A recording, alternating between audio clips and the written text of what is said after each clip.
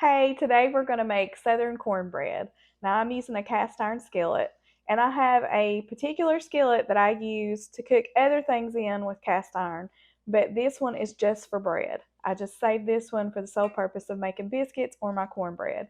So I'm going to start off by heating my oven to 425, and then I've got my oil. Now I used to use canola oil or vegetable oil for my cornbread, but lately I have been using avocado oil because I heard it's a lot better for you. And so I've tried it out on my family and they cannot tell a difference. So you use the oil of your preference. Lightly coat the pan, swirl it around. Okay, that looks good. And I'm going to put this in my preheated oven at 425, and I'm going to time it for like 6 to 7 minutes to get this really good and hot. That way you'll have a good crust on your cornbread. So now we're going to start the cornbread batter. 2 heaping cups of cornmeal mix, and if you can get it in your area, I like to use white lily. And then I'm going to put 1 egg. Next, I'm going to put my oil, and like I say, I'm using avocado oil because my family did not notice a bit of difference in their cornbread with this oil. You can use canola or vegetable. And I'm going to pour a 1/4 cup. I'm putting in about a tablespoon of sugar. And then I'm going to use some good buttermilk. Start out with about 1.5 cups of buttermilk and stir it up, and let's see if that gives us what we need. Okay, we're going to stir it up really well. You might have to add more milk, and I am going to. So you might say right at 2 cups of milk I might have added to this. And that's kind of the consistency that I like. It's kind of thick. We've got our oil very hot. Pour that in. I wish you could hear the sizzle.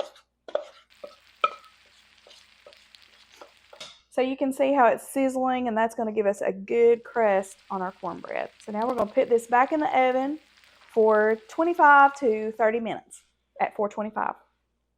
Our cornbread has come out of the oven. It is flaming hot, and it's good and brown. And depending on your oven, you can time it to 25 to 30 minutes or so. So I'm going to turn it out onto a plate. And that's how I like my cornbread, where it has the soft inside and the crunchy outside. Okay, we're just going to cut this like a pie.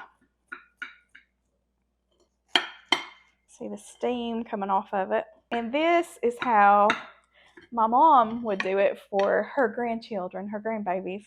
She would take each piece and go ahead and take it out, butter it, and leave it back in and push it back up in here so to keep it hot for her grandchildren so the butter would be melted for them.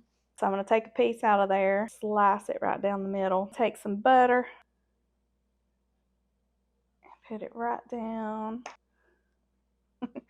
We like our butter around here. Put it on a plate. It's piping hot. So let that butter melt. This is great with pinto beans. We call it soup beans around here. It's great with soup, any casserole. We eat casseroles a lot, and cornbread is just a southern staple in any house. You can even make a Mexican cornbread out of it with cheese, jalapenos, and some vegetables, and it's really, really good. But this is just the regular cornbread recipe, so I'm going to try a little bite.